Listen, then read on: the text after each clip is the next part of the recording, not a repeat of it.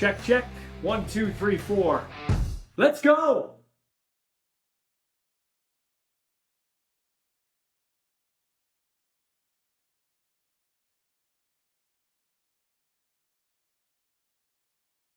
Welcome to the Our Balls Are Bigger post-game show weekend wrap-up following week 5 in the CFL. Another interesting week, and we'll go from most recent game to the first game of the week, which kicked things off in Calgary with the Stampede Bowl.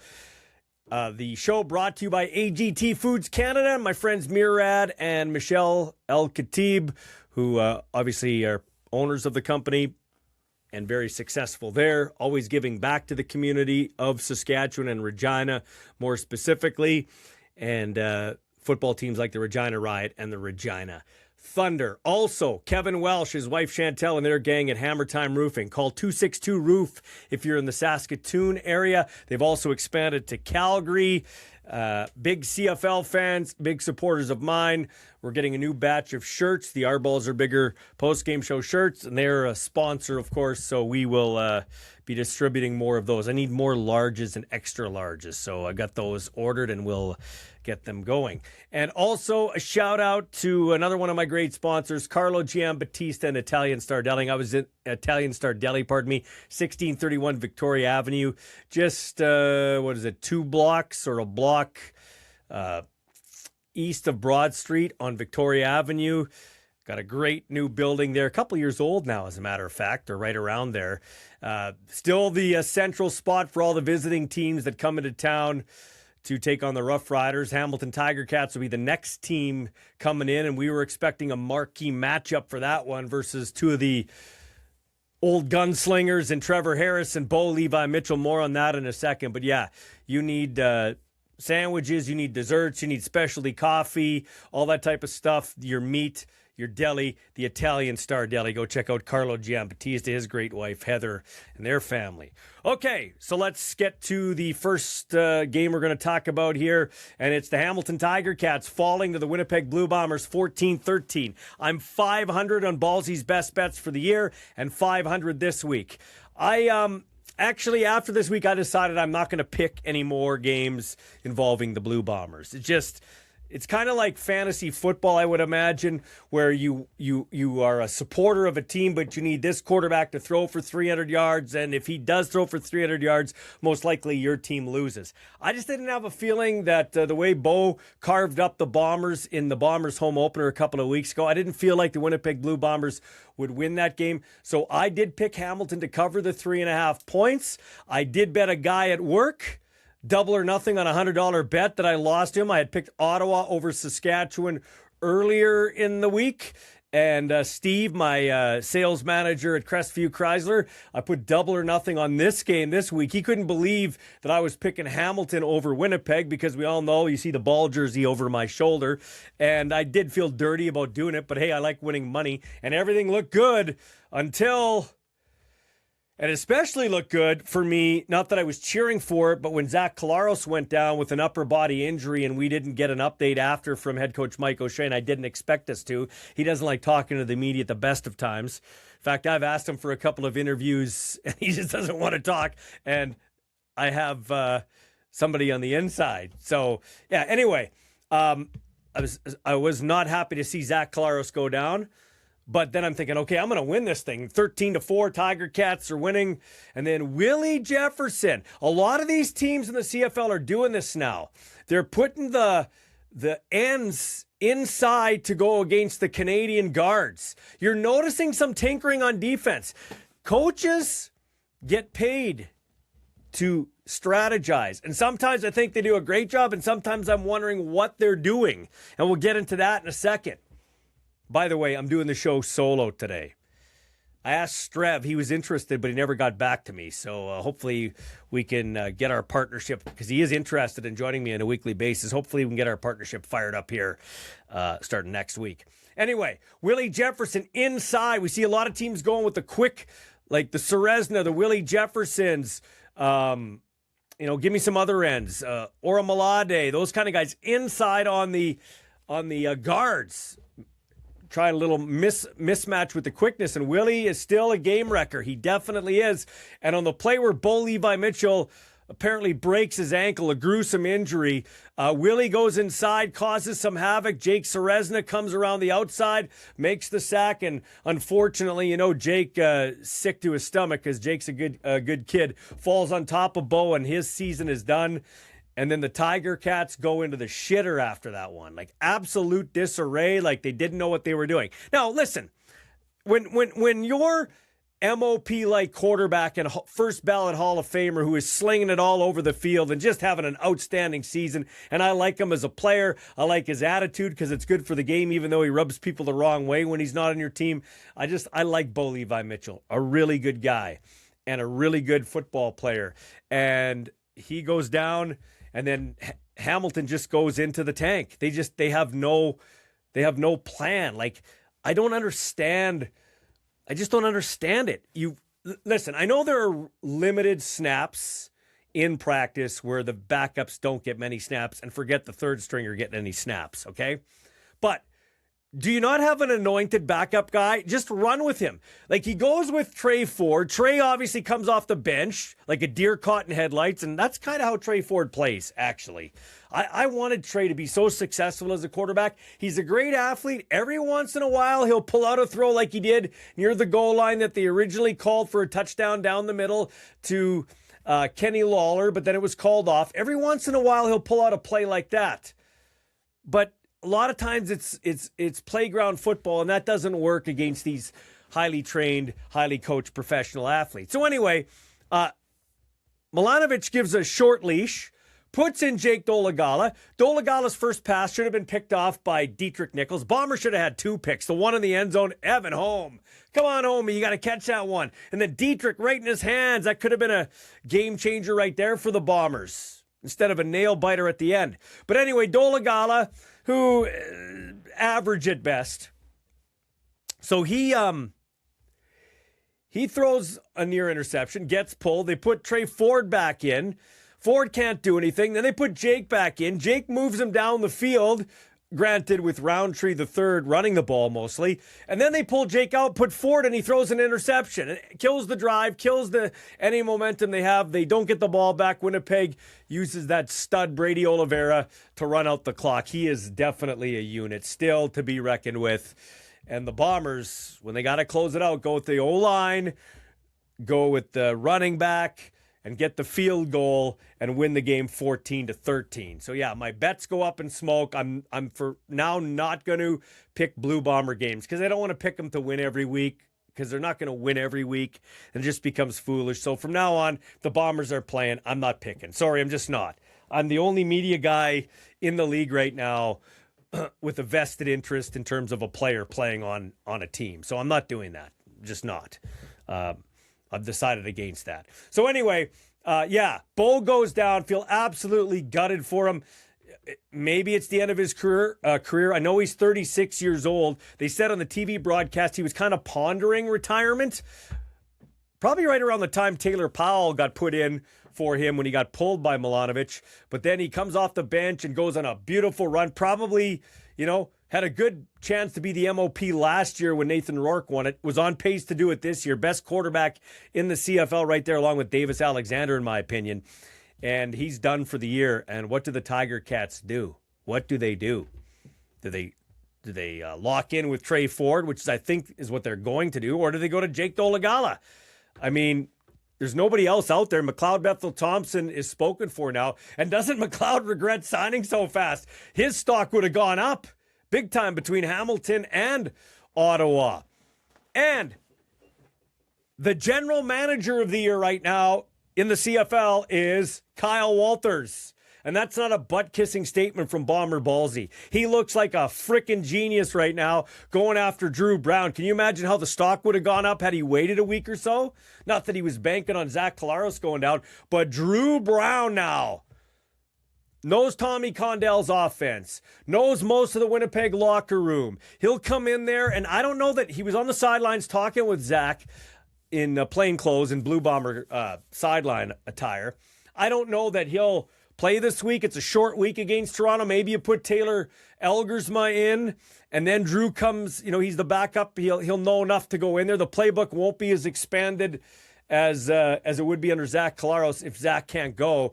But obviously something's wrong with Zach. He didn't go in after early in the first quarter taking that hit, a blindside hit on a blitz off the backside. And yeah, you got to wonder if Bo Levi Mitchell is done for good now. I hope he's not, but I'd understand if he did walk away. He's got nothing else to prove. Won Grey Cups. He's been the most outstanding player. He's had the record till Davis Alexander showed up on the scene as the best winning percentage to start a career at quarterback in the regular season.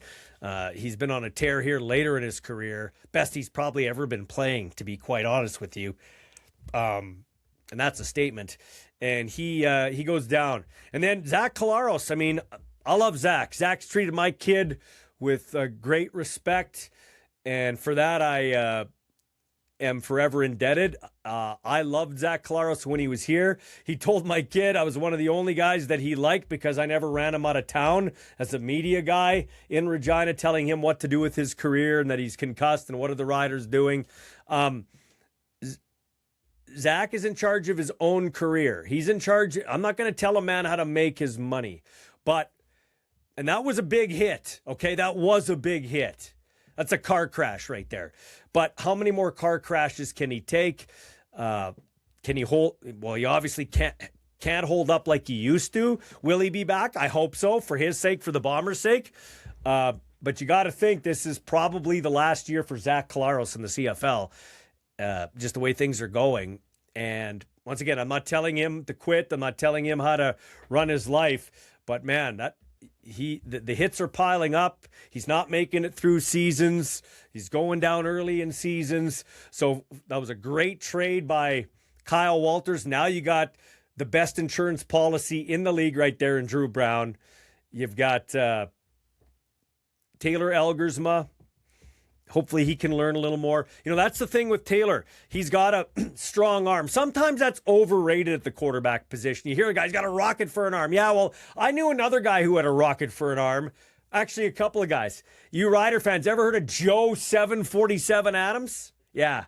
He, $1 million arm, 10-cent brain. Okay. Michael Bishop, same thing. $1 million arm, dummy.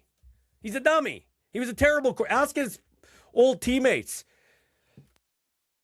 They'd say, hey, if you could rewind back to 2008, it's too bad Darian Durant didn't get a head start in his career. That's maybe the one mistake Ken Miller made, is sticking with Mike Bishop here in Saskatchewan back in 2000. Yeah, it was 2008.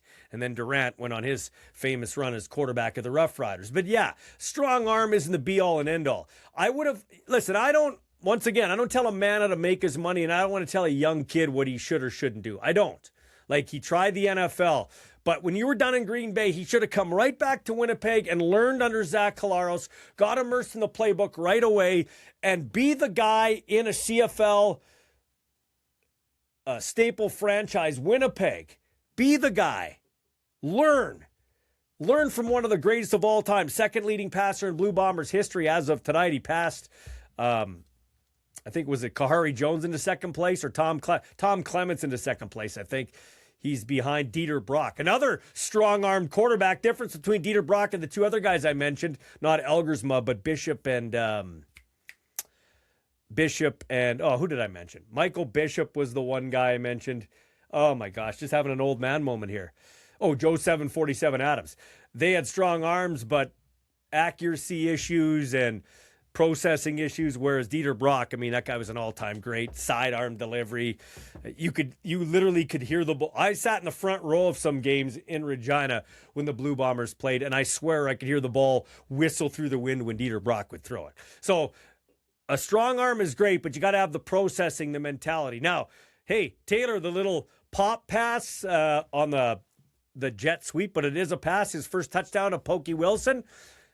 And it was a nice managed game by Taylor Elgersma coming off the bench. I thought that was, he's got some poise. Let's put it that way. And it was cool to see two Canadian quarterbacks, from the area. You had Waterloo and Laurier quarterbacks battling in the game because of injuries to the starters. I had a couple of people text me, and I won't get into who they were, but they're like, oh, Canadian quarterbacks. Like, this is a Canadian's wet dream for having Canadian quarterbacks playing, but this is junk. Yeah, you know what? It wasn't the best. They were throwing in there. You got fierce defenses, and it's the heat of the game. But there are a lot of bad American quarterbacks. So let's not pick on the Canadian guys. Canadian, American, come on. I'll give Elgersma a bit of a break because he's just getting his feet wet. I think we kind of know, like I said, what Trey Ford is. He's a great athlete, can make a throw here or there, might win you a game or two, but he's not the future. I think they got something with Elgersma. Whether it's this year or not, I don't know. And I don't know how long Collaros is going to be out. But if he's out, now you don't have to rush Zach back because you got Drew Brown. So once again, your GM of the year so far is got to be Kyle Walters. That was a genius move. But if it's somehow Collaros is going to be done after this year, or who knows, like, once again, I'm not a doctor. I don't play one on a podcasting platform. Don't have a medical degree. But, if those two guys, for a brief minute, you considered, these are two of the all-time greats and their careers are coming to an end. I mean, eventually they all come to an end. But you came in with three guys playing 15 years in the league. Collaros, Bo, and Trevor Harris, who is turning back the clock. We'll talk about more about him in a minute. But you got to start developing those guys. You got to start developing those next quarterbacks. There's no doubt about it, because these guys, time's fleeting for these guys. And it's been a great ride. As I touched on, Brady Oliveira is still a stud. I mean, we're talking about the Dietrich Mills. We're talking about the Justin Rankin, who might be the best player in the CFL. At least he was going into this week. BC shut him down. But Brady Oliveira, when the game's on the line, you need those tough 6, 7, 8 yards and key first downs. Just keep feeding them, Tommy. A lot of these coordinators get in love with the quarterbacks and throwing it all over the yard. But when you need it, you need a guy like Brady Oliveira big time. And you saw that even Dembski with a couple of bubble screens, just helping out the young quarterback. But Brady is still a unit, still to be reckoned with.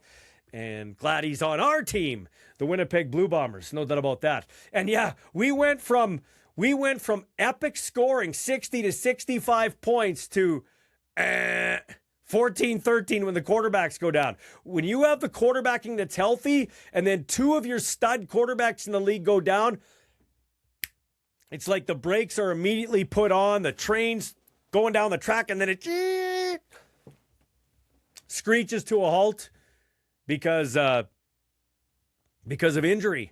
And we go from 2026 levels to 2018, 2019 levels.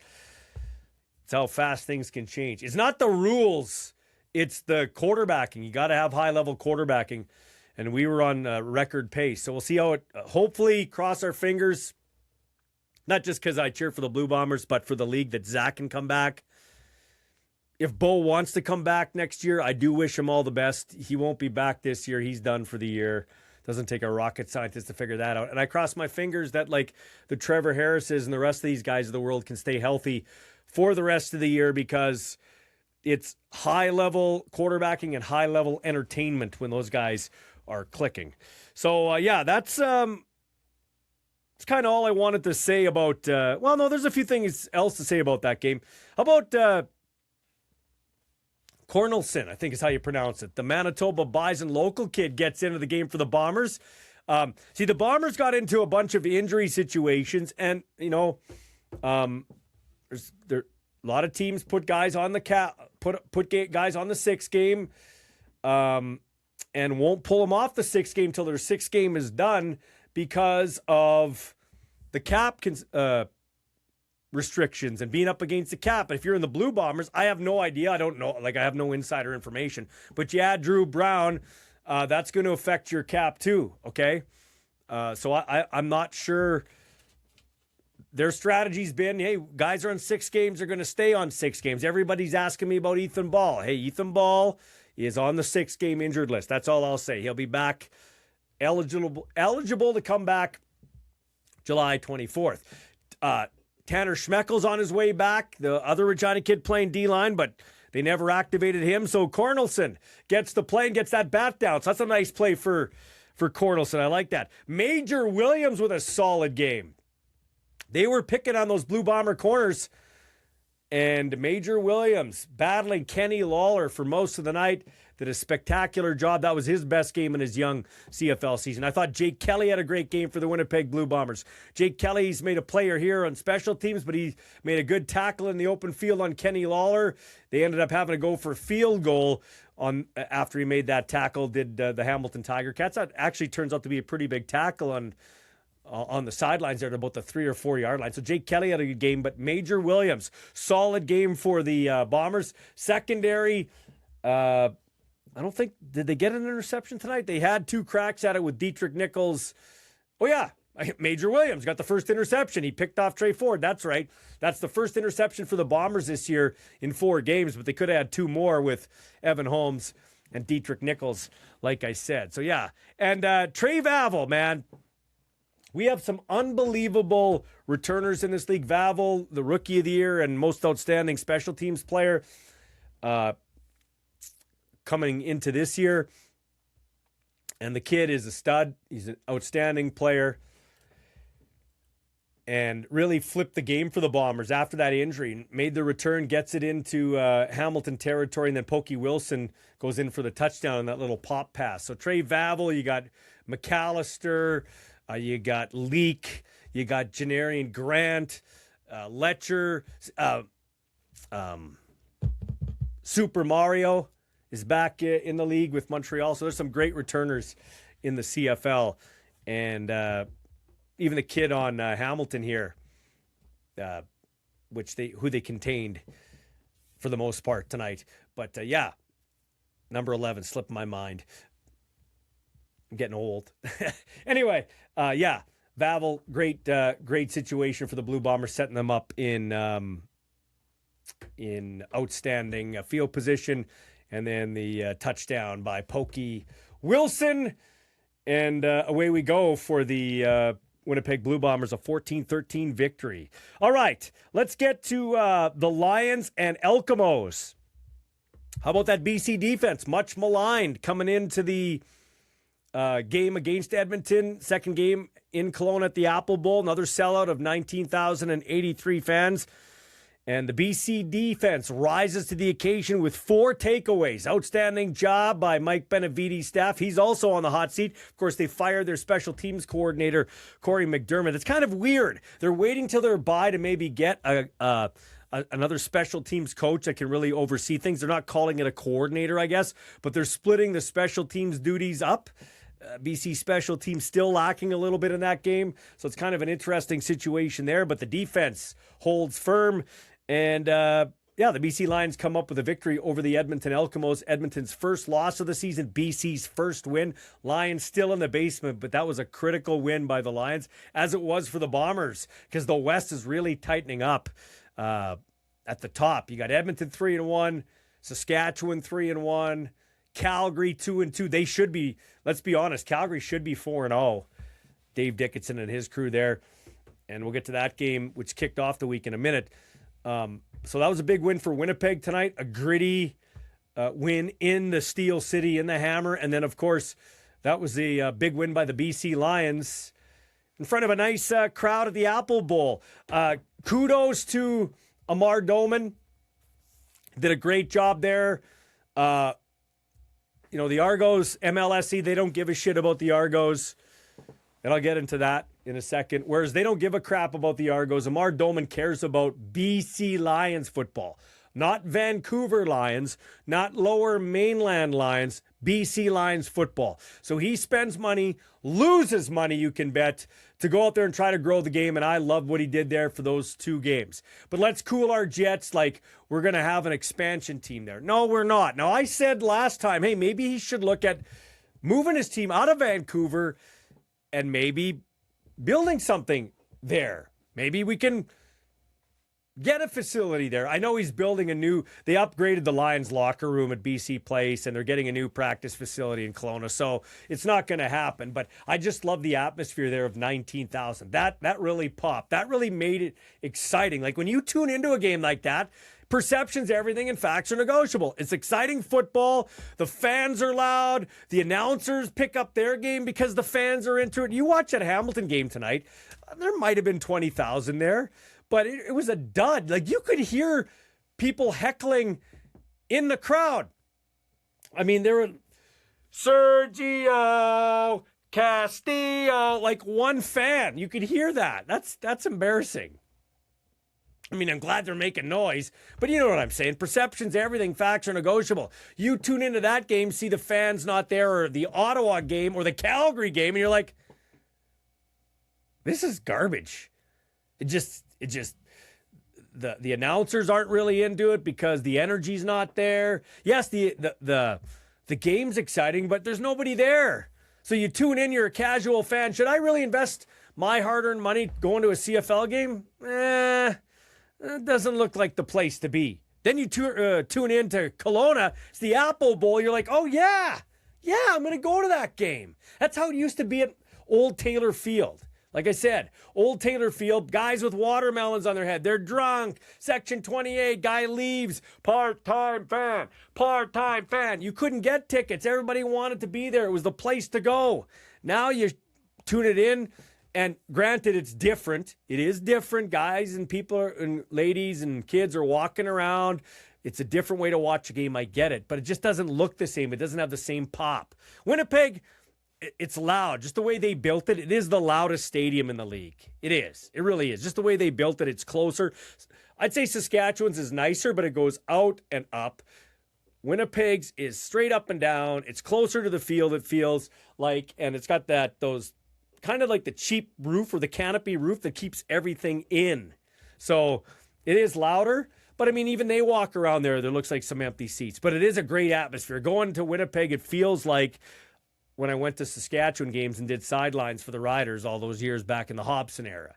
Anyway, back to my point about the Apple Bowl. Perception's everything and facts are negotiable. I would cool my jets on an expansion team there. Now, if Amar wanted to invest and move his team outside of Vancouver, I think it could work in a 20,000 seat stadium. If they're not really going after the gate anymore, which I think they're going that way. They're not going after ticket sales anymore. So maybe that's something we can look at. And going forward, there should be nothing bigger than 20,000. 20,000 fans, supply and demand for new stadiums wherever they build it. Also, we should mention in that BC Elkimos game, great job by the defense to basically hold Rankin in check. He's kind of, I don't want to compare him to Barry Sanders, but you're like, Barry's going to break one. LaDainian Tomlinson's going to break one. Emmett's going to break one. George Reed, if we're going to stay CFL, he's going to break one. Mike Pringle's going to break one. But if you can contain him, and that's exactly what BC did to the Elkimos running back, Justin Rankin. Really a big reason why they hung on for that 36-24 victory for Nathan Rourke and the gang. I just want to I got a couple of overarching statements, but let's get to the Riders-Ottawa game. As I said earlier on some of my quick social media posts, the Riders, I hate to say it now. It's weird for me to say. I hate to say it, but because I lived and breathed Rough Rider football for most of my life. So it kind of pains me to say this, but the Riders do have championship DNA once again. Like they started that game once again. They started that game kind of rough. And I shouldn't say once again, because the first two games, they started well and blew 14-point leads. Then the Toronto game, they didn't start that well. Came back a bit, but really the score, I think, in some ways flattered the Rough Riders against Toronto. And here, once again, the Ottawa Red Blacks up 10-0, but can't put their foot on the throats of the champs. Maybe a little of ineptness from the Red Blacks and championship DNA from the Rough Riders, but they found a way to get it done. Their quarterback wasn't firing on all cylinders at the start, but they get a special teams turnover and a great play by Nick Wiebe. punch out fumble recovery. They get the Matthew Sexton punt return for a touchdown. By the way, the Ottawa punter, that was the most pathetic effort at a tackle in CFL history. Sexton was going up the sidelines, as we see famously by now. All he had to do was basically give him a little nudge and blow on him, and he goes out of bounds. That was a pathetic effort to tackle. He shouldn't have made Ryan Dinwiddie cut him. He should have just offered to give his equipment up, caught an Uber, and gone and got a job at an ice cream shop or at the Home Depot or something. Something where you're not going to hurt yourself too much. Like, that was a pathetic effort. Great return from Sexton, but come on. Come on, that was pathetic. That really cost Ottawa the game. It did cost Ottawa the game. That play, and you got it third and less than a yard in scoring territory to win the ball game, and you can't get a frickin' yard on third and short. Come on. More on that play in a little bit, but come on. Bad teams find ways to lose, taking inopportune penalties. They were the lowest penalized team going into that game. And sometimes it's not how many you take, it's when you take them. So, yeah, you have that situation with the Ottawa Red Blacks. The penalties, I mean. You have the pathetic punt cover and then, leaving it to your kicker at any time to make the game-saving tackle stupid. But, hey, come on. Louis Pasaglia would have made that tackle. Jamie Borum would have made that tackle. John Ryan would have made that tackle. There's a few guys that would have made that tackle, okay? Hank Olisic would have made that tackle. Richie Leone, the old Ottawa punter, would have made that tackle. I don't even know what that kid's name is. I'm not even looking it up. You got to do a better job than that. I hope, if he's on the team still, I hope he gets a chance to redeem himself. Because I got to watch how I talk now, because I've got somebody that people are going to be banging on one day when he gets back on the roster. So I got to understand that. But that was a pathetic effort at a tackle. If Ethan did that, I'd tell Ethan the same thing. That was just awful. Awful. I don't even know how you save face in the locker room after that. Okay, so, yeah, the Riders find a way to get it done. Harris, poised, man. He's playing the best of his career. Best that he's ever played. Just carried over from the Grey Cup. Yeah, he threw that interception to start the game, but man, it doesn't faze him, doesn't rattle him. Keyshawn Johnson, what a stud. You could see Emilus and Kean Schaefer-Baker were hobbled. Emilus out of his breaks wasn't as good as he normally is. That one pass, I think, on the sidelines, doing the out for a first down, kind of, I don't know. I don't want to say lollygagged it, but he wasn't going at full speed. And then Kean Schaefer-Baker uncharacteristically dropped some passes, and I think it had more to do with maybe being not at 100%.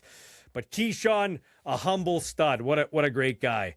Del Duncan Busby comes up with a big touchdown catch. I'll tell you, the one thing, too, about Trevor Harris, and Luke Wilson pointed it out in the broadcast, he is throwing to spots. If you don't get to Harris like Bo Levi Mitchell, like Zach Claros, you're dead.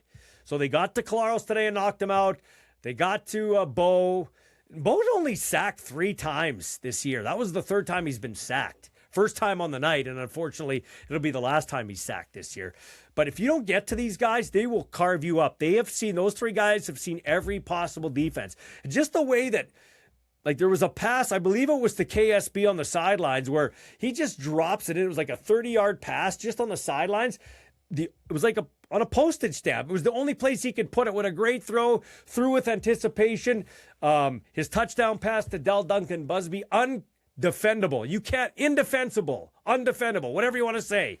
English wasn't, it's my first language, but it wasn't maybe my best.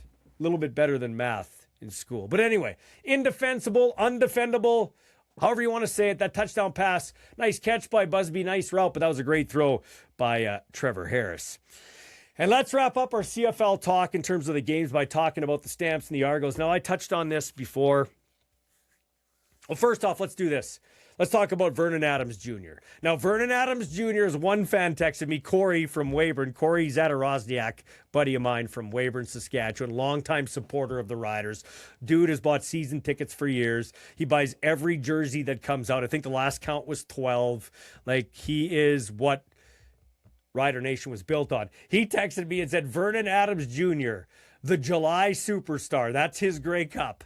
And you can't discount that. Like if I'm seeing Vernon Adams Jr. like that in October and November, then look out. The Stamps really have something. But for one night, the Stampede Bowl, their second straight Stampede Bowl victory. Of course, they beat Winnipeg in the inaugural one last year. Vernon Adams was the star.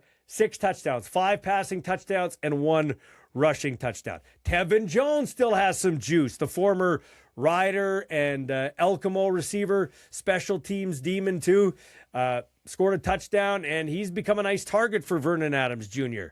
If you're the Argos and Mike Miller, the head coach, you got to be happy with the 2-2 start so far. Still a ways to go on this road journey. They got, I think it's a home game, a quote-unquote home game against the Winnipeg Blue Bombers here on Friday at Princess Auto Stadium. Now, they won their fake first home game against the Riders here, so maybe they're looking for the same type of recipe. It's going to be they're on the long week, Bombers on a short week, Claros up in the air, so the betting line's got to be close to favoring Toronto, or at least a pick 'em right now. I don't know if the lines are out, but I don't think they are right now. But yeah, Argos got to be happy with the 2-2 start. Okay, the other thing I want to talk about is this league should be wrapped, as my buddy Jim Mullen and I were talking about, former head of Football Canada. This league, the CFL, should be smothered in maple leafs and maple syrup, i.e., we should be doubling down on the Canadian content. You don't think more fans would come to the game if their neighbor from down the street was on the team? I'm not saying it should be all Canadian. I love the Americans. And I'll get into that in a second, too, on my notes. But, I mean, the Canadian talent has never been better. We've never had a collection of Canadian receivers like this. Keandre Smith tonight. Tyson and Jalen Philpott, Corey's kids. Sam Emelis, Kean Schaefer-Baker. Nick Dembski. Justin McInnes. Who else do we got here? Is Unger Canadian? I think he is. Ottawa. They got some great players too. I mean, we have never had Canadian talent like this. It's only getting better. But we run away from Canadians. Like, I'm watching one of the games this week, and NFL Canada, their arm in Canada, are running commercials. Meet the Canadian stars in the NFL, and they roll a few of the guys that are playing with their highlights. Why don't we have that here? Meet the Canadian stars of the CFL and have Brady, have Dembski, have Baker, have Emelis, have McInnes.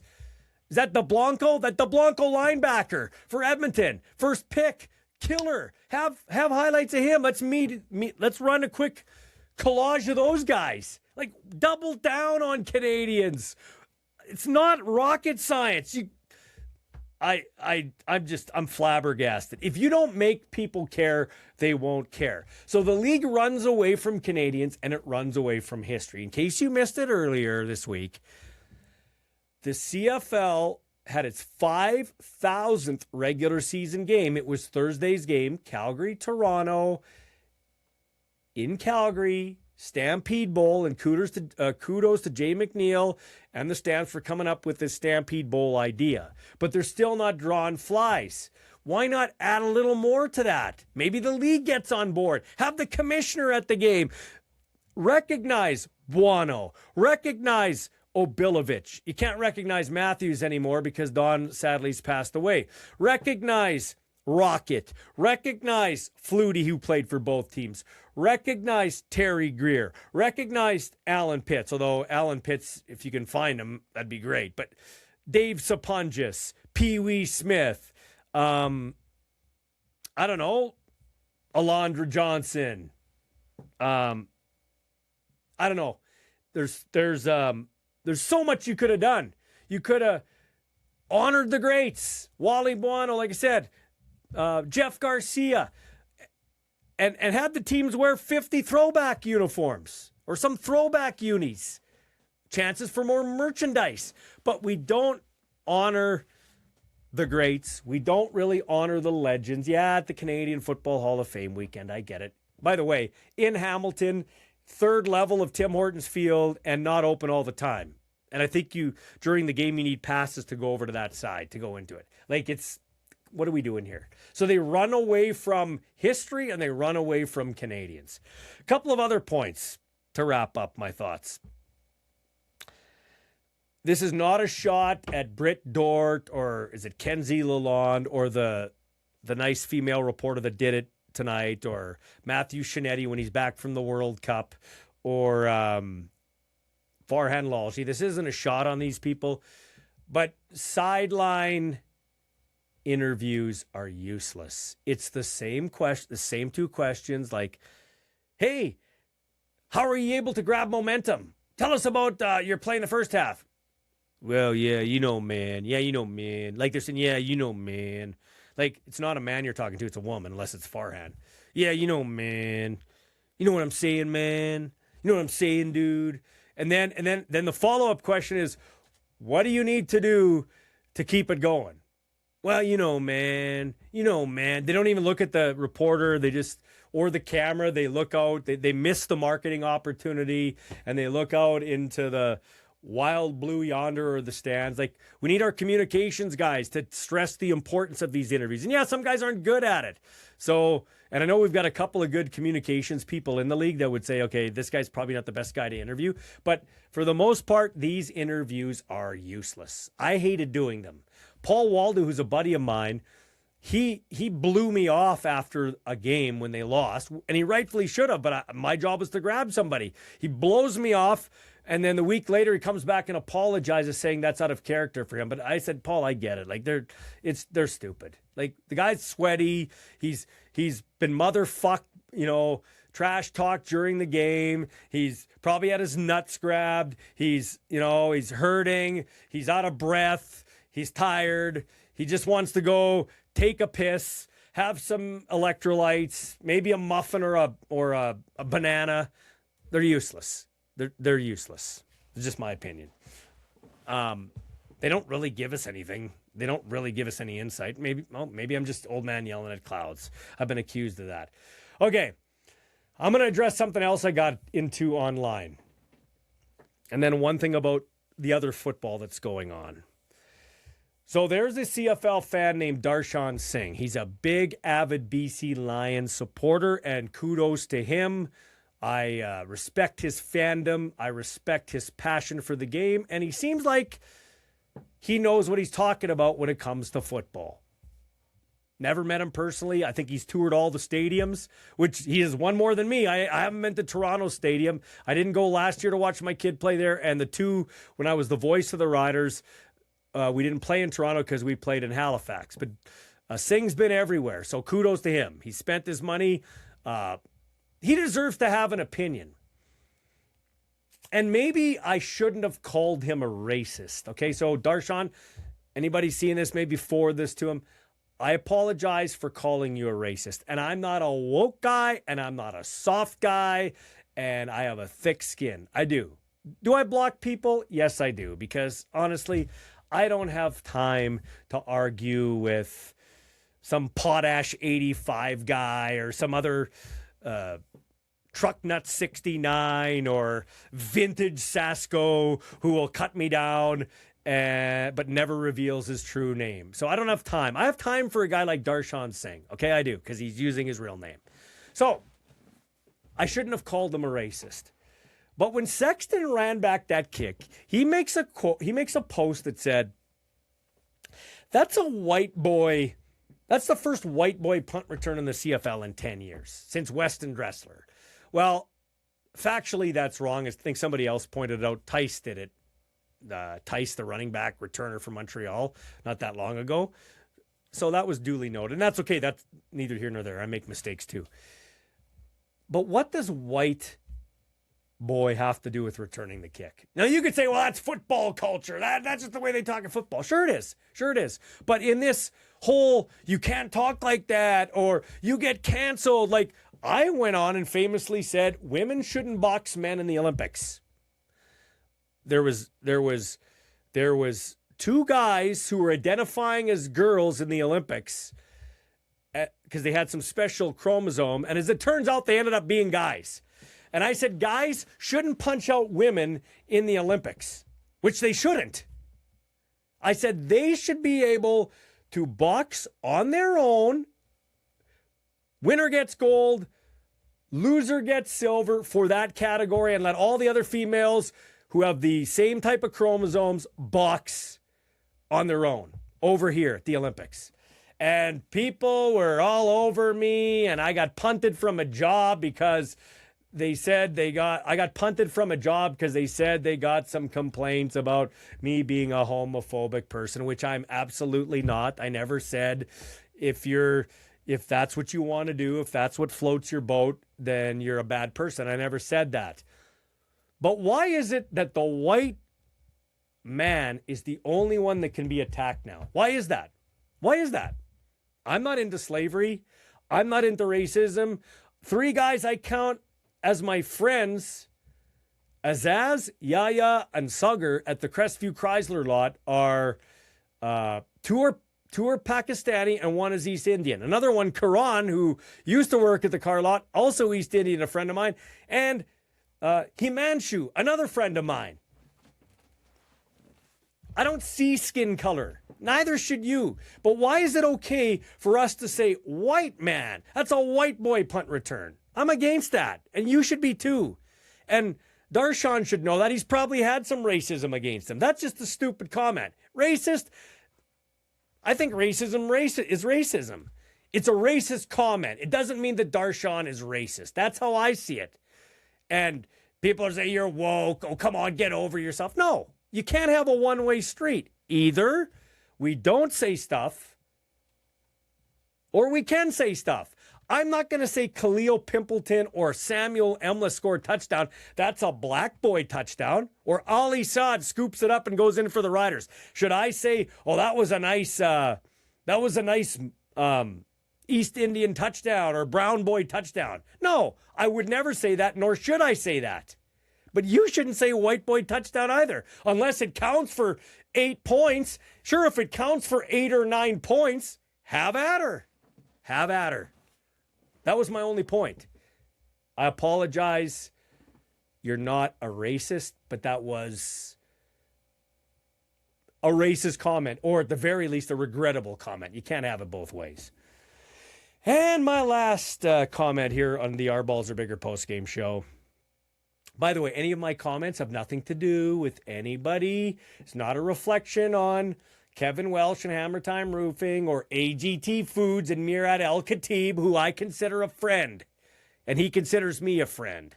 If he has a problem with this, I'll hear about it. Okay? And Italian Star Deli, great Italian community, Carlo Giambattista. Excuse me. Not a reflection of them. These are my comments, okay? Lastly, besides our governments in any country, to be quite honest with you, besides our governments, there is no more corrupt organization in the world than FIFA and IOC and maybe NCAA. But for sure, FIFA and IOC. I don't even know his name. I don't care to know his name. I've tried to watch soccer. Kudos on Canada. They got to the round of 16. There are great athletes that are soccer players. Ronaldo, Messi, Mbappe. I mean, the list goes on and on. Harry Kane's a stud. We got some great players on Canada. Is it Eustachio? He'll probably be the captain. He should be because Alphonso Davies. I mean, come on, man. Be tough. Come on, be tough. Don't be a Band-Aid. Play. Come on, play. He's not the captain of the team. Make Eustachio the captain the next time there's a World Cup. But FIFA, they banned this player on America. Red card him. Now, you could say, well, maybe he shouldn't have been red carded, but that's sports. That's sports. Bad things happen when they shouldn't, okay? That's sports. That's why it's the best reality show in the world. So you got FIFA banning this American player. They're into the round of 16. They're going to play Belgium. I don't even know when that game is going on. I don't really care. I can't get into this shit. BC Lions, Toronto Argonauts get punted out like they're just that farm dog that you let into the porch once in a while, but then you just send them out into the cold, into the storms. You can go sleep in the barn. Like, I don't like how FIFA treated the BC Lions and treated the Argos, how MLSE let that happen to the Argos, and thankfully Doman's like, okay, we're gonna figure something out for my team. But I don't care how this goes anymore. But this guy gets banned. He's gone. He's done. They'll probably lose. He's their best player. Donald Trump. Yes, and I was a Trumper before, admittedly. And a guy can admit when he's wrong. That doesn't mean I'm left of center. I'm not. But I'm not on the Trump train anymore. In fact, I'm done with all politics. But this bozo Trump phones FIFA and threatens legal action with their high-priced lawyers unless they reinstate this guy. And FIFA, for the first time since, 1964, reinstates this dude so he can play. What the hell is that? That is fucking bullshit. And they aren't even hiding that they're corrupt. And Trump doesn't even hide that he's corrupt. Give him credit for this. At least when Biden was being corrupt with the Hunter laptop and all this payoff and all this stuff, and Pelosi and everybody that's everybody that's allegedly insider traded and gets all this money, they tried to hide it like they're good guys. Where Trump's just showing you that he's an asshole and he's going to do what he can to anybody, whether it's Carney, whether it's Palestine, Iran, anywhere. Like, he's just going to do whatever he wants. And now he's going to go into sports and he's going to tell the NFL their kickoff rules stupid. I agree with him, but who cares what you say? You don't control the NFL. Thank God they haven't bowed to him. And then you got FIFA. FIFA caves to this guy. Are you kidding me? They're not even hiding that they're corrupt. At least Trump isn't hiding he's corrupt. It's sickening. So between the corruption, between the diving where the guy got shot with a sniper rifle and 2 seconds later he's up and running, I'll tell you right now, if I was the ref, dude goes down, if he gets up and he runs, I whistle to play dead, you got a red card, you're out. Like, what do they call it? Did they call it the beautiful game? Is that what they call it? That's garbage. Take that saying and throw it out. It's not the beautiful game, okay? It's not. If you're going to treat the beautiful game, you're going to mock the beautiful game like that by faking an injury and doing all that stuff. Fake injuries, diving, and now a guy, because a president of a country that's hosting it, phones you and says you have to put our best player back on, and you do it? Come on. That is horse shit. You've absolutely lost all credibility with that tournament. Go ahead, tell me I'm wrong. I really don't care. Like, I won't watch one more second of the World Cup, and I can't believe billions of people pay attention to this shit. Seriously. Morocco had 3 shots on net and won the game. That was it. They had 3 shots on net. How is that exciting? How is that exciting? Somebody help me out. Maybe Carney should call and say, I want you to review the tapes of the reffing, which was one-sided towards Morocco, and I want to replay. We're redoing it. We're also a host. We're a host country. But will they do it? Or will Carney do it? No, because A, doesn't have power, and B, he's too much of a spineless jellyfish. But kudos to him, he won't do it because that's the right thing to do. I'll give him credit. That's the right thing to do. Get out of here. Soccer. Anyway, Bombers win 14-13. Riders come up with a victory in Ottawa. The Calgary Stampeders open the week with a convincing win. First ever 58-36 game in CFL history. And the BC Lions with a 36-24 victory over the Edmonton Elkamos. So, just to recap, Montreal leads the East at 3-1. Hamilton's 2-2. Toronto is 2-2.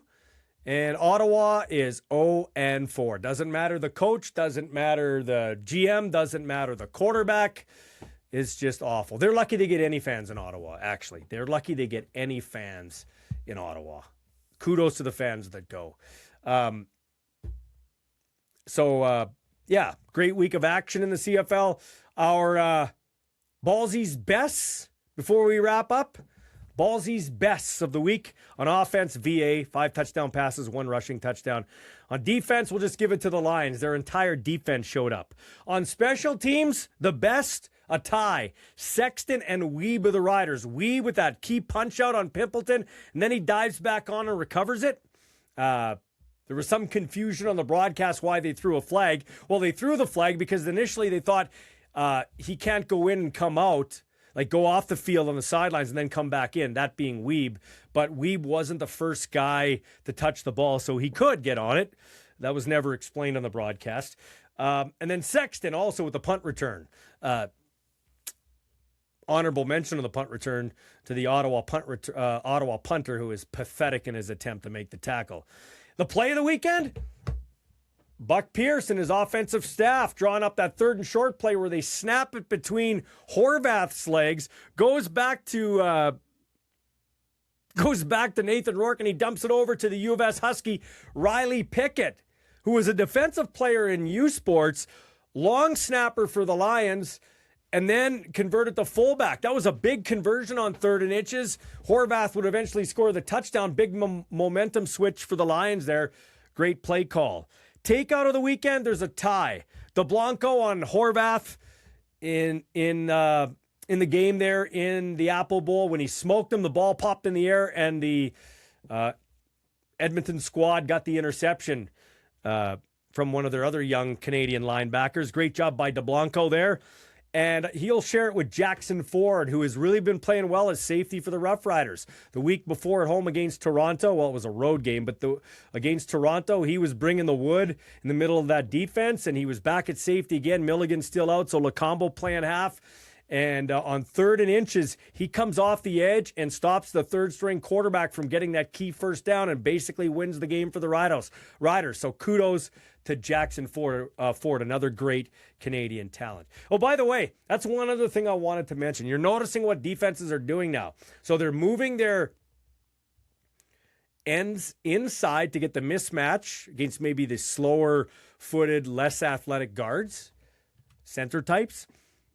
And there are also a lot of them dressing way more on offense, like 5 on offense and 2 Canadians on defense. So you're getting predominantly Canadian offenses. And it was still working. We were still getting some great scoring, obviously, because of the quarterbacking.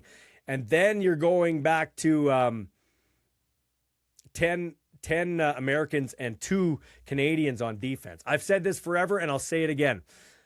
Wrap it in maple syrup, and maple leafs. Wrap it in Canadians. Don't run from Canadians. The next CBA, it won't happen. But we need 8 Canadian starters. I'd like 10, but 8 Canadian starters. And they have to be equal. 4 on offense, 4 on defense.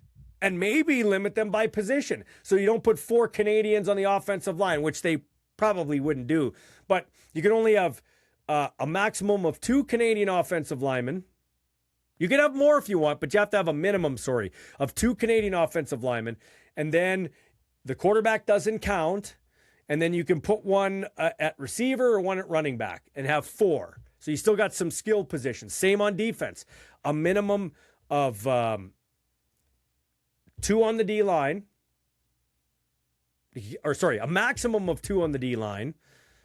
And then you have 1 in your secondary and 1 in your linebacking core. 4 Canadians on offense and 4 Canadians on defense.